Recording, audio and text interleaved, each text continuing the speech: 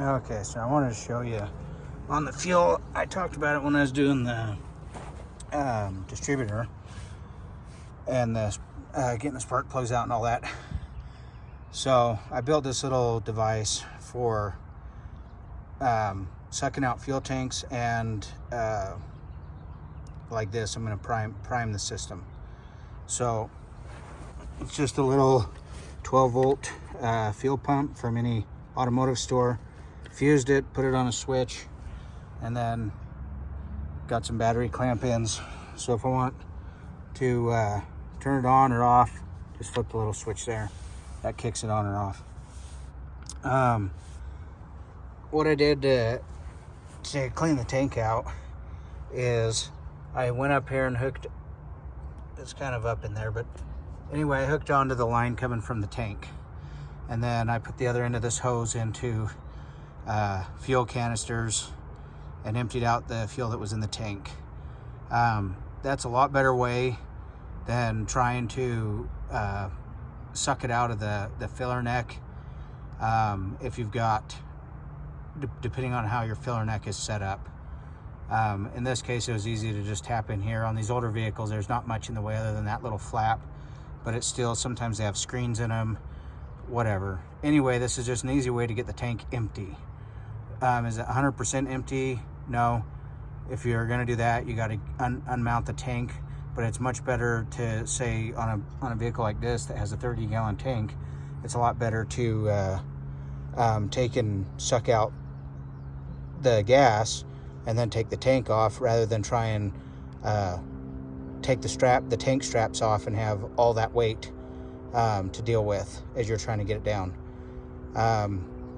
If you can remove the tank, slosh it around, clean it out, get any of the old gunk out of it. This one here, I got it sucked out. I put fresh gas in it, sucked it through the line. I got seafoam in the gas tank as well, and then using it to prime the fuel system. So, oh, my Harbor Freight blanket. These things are the best. I've used these for years. When they're like 10 bucks. These moving blankets, they're great for working under equipment. Once they get all soiled and nasty, sometimes I'll wash them if they're not too bad. If not, then I just get rid of it and get me a new one. But anyway, up here, brought the fuel hose up, put it in here. So primed up to here. Then I'll put a fuel filter in here to the carburetor. This one here, you want to go like a 20 micron, something like that. A fairly fine fuel filter right before the carburetor. The one in there, right there, coming from the fuel tank. So this is from the fuel tank, and then that filter will go from the filter into the inlet of the fuel pump, and then the outlet of the fuel pump comes up out right here to this other filter that's gonna feed the carburetor. This one here, you can get away with a higher micron, like 50 to 100. You're just trying to keep sand. Get my hand out of the way. You're just trying to get sand and stuff. That filter right there, that's all you're trying to do, is just get anything that's gonna clog up or damage the little valves inside of your fuel pump. But then up here, you want, like this, like a 20 micron, that's going to keep anything from clogging the little float seals in your carburetor or anything like that. But anyway, that's how this is the way that I like to prime the system. If it's old school and I have an air compressor, then I'll throw a little bit of pressure in the tank and then push it out that way. But on vehicles like this that have they have like a vent at the top of the fuel tank that goes to a carbon canister. I'm not going to do it on something like this. But like when I fix heavy equipment, like a lot of those loaders and stuff like that, they're not vented tanks. They don't have a vent other than what's on the cap. And so when you got to bleed a system like that, it's easy to just throw a few pounds of pressure in there, and then it'll push the fuel right out to where you need it, and you're good to go.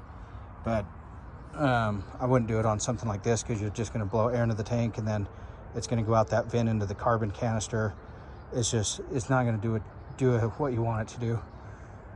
But anyway, that's I just wanted to cover that as far as getting gas up at the carburetor. The main reason why you want to prime the fuel system is so you don't have to sit here and crank and crank and crank and crank and crank.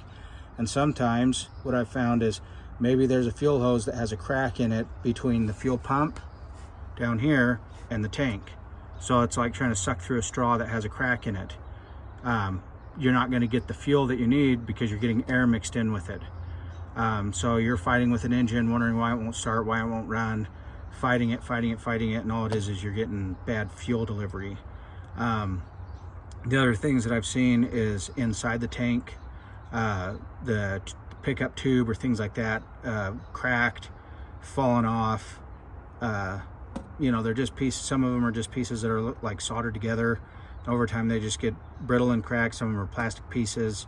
Just all kinds of stuff like that. So you can have pickup tube problems inside the tank. That's not, you know, allowing you to draw the fuel that you need. So rather than fight with all of that on something like this that's been sitting for 20 years, just use this little system to prime it, make sure everything's good to go. And you got to be careful with these little things, since there's not like a pressure regulator on the system. I don't want to hook this straight to the carburetor and then just kick it on and just say that's good, because I don't remember what the rating pressure is on this, but your carburetors only work off of really low PSI. So you don't want to toss a bunch of high PSI to your carburetor when it's not made for that. But anyway, that's kind of a little bit about the fuel system and trying to get this thing going. Hope this helps. Have a good day.